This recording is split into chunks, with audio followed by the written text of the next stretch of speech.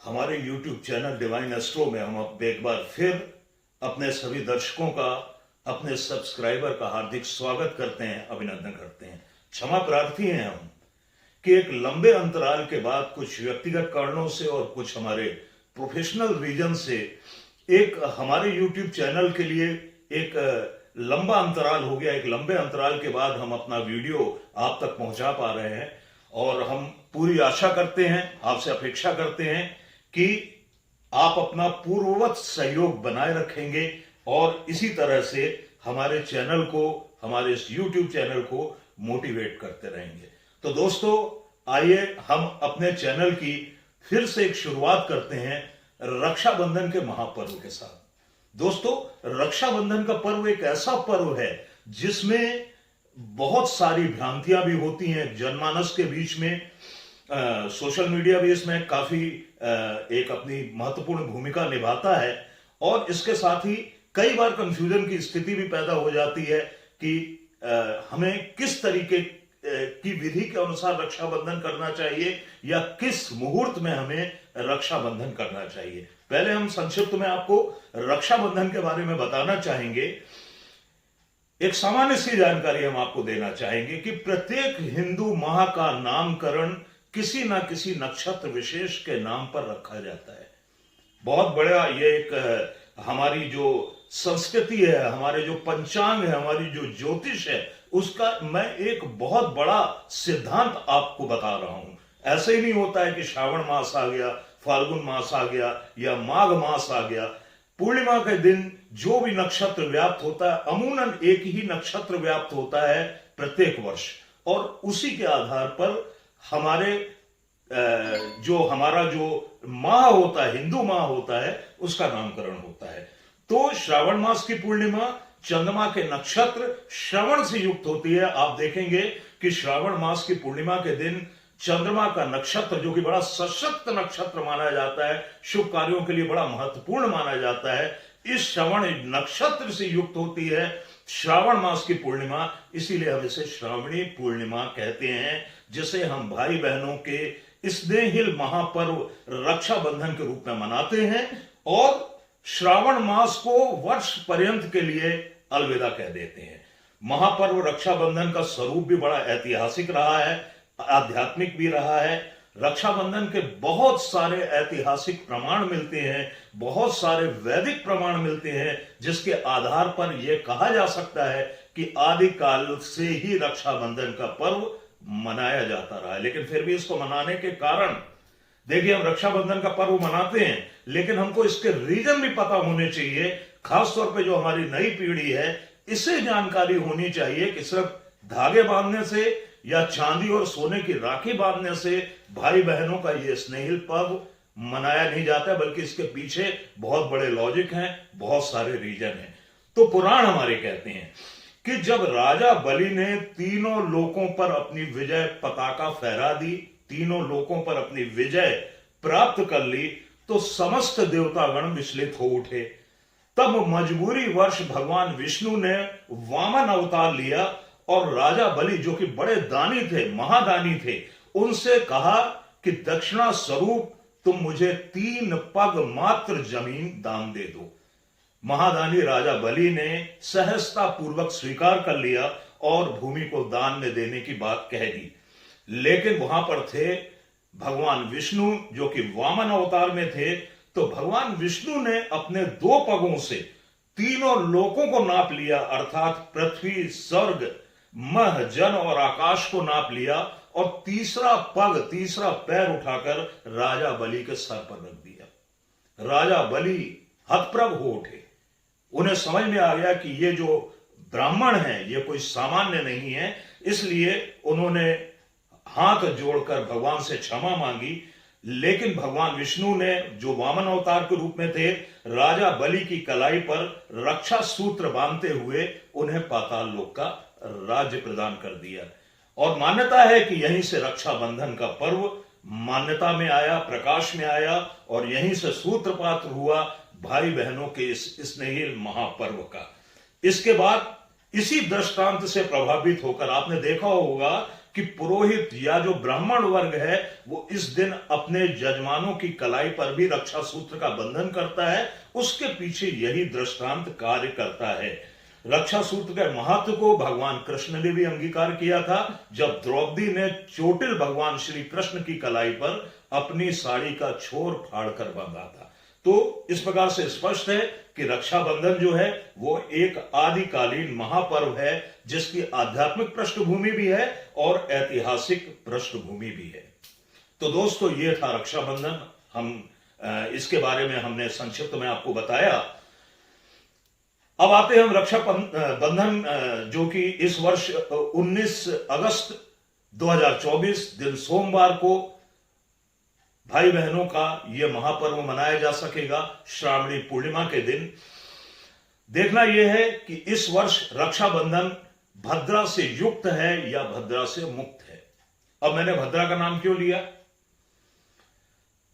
एक बात हमेशा ध्यान रखें कि चाहे श्रावण पूर्णिमा हो या फाल्गुन मास की पूर्णिमा हो, अर्थात जिस दिन हम होलिका दहन करते हैं, इन दोनों पूर्णिमाओं में भद्रा की वर्जनाएं हमारे शास्त्रों में कही गई हैं। वर्जनाएं मतलब जब भद्रा का जो समय होता है, जो काल अवधि होती है, वो जब निकल जाए तभी इन दोनों पर्वों का निष्पादन किया जाना चाहिए। ऐसी मान्यता है कि यदि भद्रा युक्त श्रावणी पूर्णिमा के दिन हम यदि बंधन का पर्व मनाते हैं तो राजा को हानि होती है, और यदि फाल्गुन पूर्णिमा का पर्व मनाते हैं यानी होलिका दहन करते हैं, प्रजा को हानि होती है।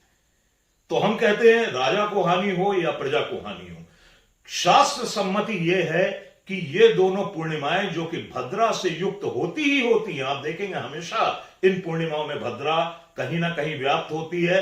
नहीं रहेगी तो आगे पीछे हो जाएगी, एक दिन पहले हो जाएगी, एक दिन बाद में हो जाएगी, लेकिन इस अवधि में भद्रा का प्रवेश निश्चित है कि होगा।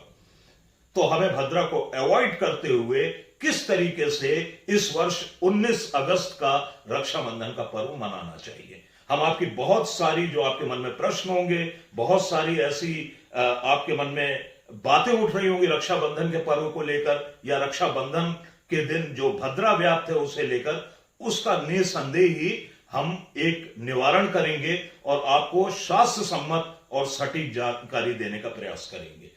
तो शास्त्रीय मान्यताओं के अनुसार रक्षाबंधन का महापर्व भद्रा रहित अवधि में अपराह्न व्यापनी, अपराह्न मतलब दोपहर में जो व्याप्त रहने वाली श्रावण मास की पूर्णिमा है उसमें मनाए जाने का विधान है। ध्यान रखिएगा, रक्षाबंधन का पर्व यानी कि बंधन का जो महापर्व है उसे प्रातः काल की बजाय अपराह्न काल में या प्रदोष काल में निष्पादित किया जाना ज्यादा शुभ माना गया है। हम आगे आपको बताते हैं। शास्त्रीय मान्यताएं हैं, हमारे धर्म सिंधु इत्यादि ग्रंथों में लिखा हुआ है कि भद्रायाम द्वैना कर्तव्य श्रावणी फाल्गुनी तथा, जैसा कि भी मैंने आपको पहले बताया कि भद्रा की अवधि में श्रावण मास और फाल्गुन मास की पूर्णिमा का निषेध कहा गया है। तो इस वर्ष 19 अगस्त दिन सोमवार को श्रावण पूर्णिमा के दिन रक्षाबंधन का पुनीत पर्व संपन्न होगा और इसी दिन श्रावण मास के अंतिम सोमवार के साथ संपूर्ण वर्ष के लिए श्रावण मास की विदाई हो जाएगी, यानी श्रावण मास 19 तारीख से समाप्त हो जाएगा।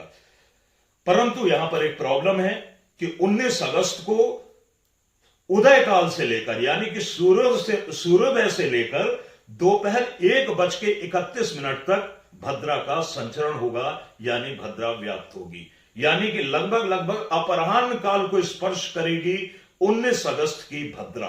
वैसे भी हम आपको बता चुके हैं कि प्रातः काल प्रयास करना यही चाहिए कि हम रक्षाबंधन के बंधन ना करें। तो वैसे भी इस वर्ष कोई बहुत विशेष दिक्कत नहीं है। इस दिन चंद्रमा मकर राशि में रहेगा, इसलिए भद्रा पाताल लोक की रहेगी और हमारी ज्योतिष की मान्यताएं हैं कि पाताल लोक की भद्रा अशुभ नहीं कही जाती है, लेकिन फिर भी हमें भद्रा को अवॉइड करते हुए भद्रा के बीत जाने के बाद रक्षाबंधन का महापर्व मनाना चाहिए। इसके अलावा एक बात आपको और बता रहे हैं, हमारे समाज में पंचक के बारे में तरह तरह की भ्रांतियां व्याप्त हैं। कोई भी सामान लेने जाएंगे तो साहब पंचक लगा, हम नहीं करेंगे। कोई भी शुभ कार्य होगा तो कहेंगे साहब पंचक लगा है, पंचक बड़ा खराब होता है और ये होता है वो होता है। पंचक के बारे में हम विस्तृत वीडियो आपको बाद में बता देंगे, लेकिन यहां पर हम सिर्फ संक्षिप्त में आपको एक बात बताना चाह रहे हैं कि पंचक का मतलब होता है कि 5 कार्यों का निषेध। ये 5 कार्य कौन कौन से हैं यहां पर हम चर्चा करेंगे तो वीडियो लंबा हो जाएगा, लेकिन जो भी ये 5 कार्य हैं उसमें रक्षाबंधन के बंधन का निषेध कहीं पर भी नहीं है। ये मैं आपको इसलिए बता रहा हूं कि 19 अगस्त को शाम 7 बजे से पंचक लग जाएंगे, और बहुत लोग ये ना सोचें कि पंचक की अवधि में बंधन या रक्षाबंधन नहीं करना चाहिए, ऐसा बिल्कुल नहीं है। आपको सिर्फ भद्रा अवॉइड करनी है, बाकी पंचक का रक्षाबंधन से कोई भी लेना देना नहीं है। पंचक की अवधि में भी रक्षाबंधन के कार्य बिल्कुल आराम से सहजता पूर्वक किए जा सकते हैं। तो इस वर्ष पूर्णिमा तिथि 18 अगस्त को रात्रि 3 बजे प्रारंभ हो जाएगी, जो कि 19 अगस्त को रात्रि 11:55 तक व्याप्त रहेगी।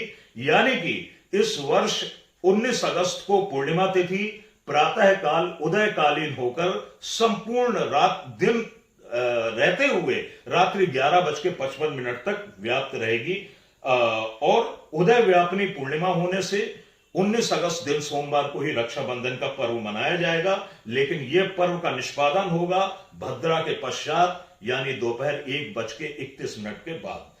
यदि आवश्यक परिस्थितियों में आपको सुबह रक्षाबंधन मनाना हो, जरूरत पड़ जाए, भाइयों को कहीं बाहर जाना हो, या बहनें एक निश्चित समय के लिए अपने भाइयों के पास आ रही हों, तो ऐसी अवधि में भद्रा अवधि में भद्रा के मुख का त्याग करते हुए भद्रा पुच्छ की अवधि में रक्षाबंधन किया जा सकता है, लेकिन यह अति आवश्यकता में ही करना चाहिए। सामान्य रूप से पूरी भद्रा को छोड़ देना चाहिए। अब हम आपको बता रहे हैं कि 19 अगस्त को रक्षाबंधन के शुभ मुहूर्त क्या क्या है। सबसे बड़ी बात, आपको एक बात की मैं जानकारी देना चाहूंगा कि चौघड़िया एक मुहूर्त की संज्ञा प्राप्त कालखंड होता है। तो बहुत से लोग चौघड़िया से मुहूर्तों को डिवाइड करते हैं, जो कि बिल्कुल गलत है। चौघड़िया का प्रयोग सिर्फ यात्राओं में किया जाता है, रक्षाबंधन इत्यादि के मुहूर्तों में चौघड़िया का प्रयोग बिल्कुल नहीं किया जाना चाहिए। तो आइए दोस्तों, अब देखते हैं हम रक्षाबंधन पर्व के महामुहूर्त क्या है। तो रक्षाबंधन अनुष्ठान का समय पहले तो ये जान लें, दोपहर 1:32 से लेके रात्रि 8:49 तक रहेगा। यानी इस अवधि में कभी भी आप रक्षाबंधन के पर्व का निष्पादन कर सकते हैं। अब इसके बीच में कौन सी अवधि सर्वश्रेष्ठ है, यह हम आपको बताना चाहेंगे। बंधन का अपराह्न मुहूर्त, जैसा कि हमारे शास्त्रों में लिखा है कि अपराह्न काल में किया गया बंधन सर्वश्रेष्ठ माना गया है, तो अपराह्न काल प्राप्त होगा दोपहर 1:32 बजे से लेकर शाम 4 बजे तक। यानी कि यह सर्वश्रेष्ठ अवधि होगी आपके रक्षाबंधन की।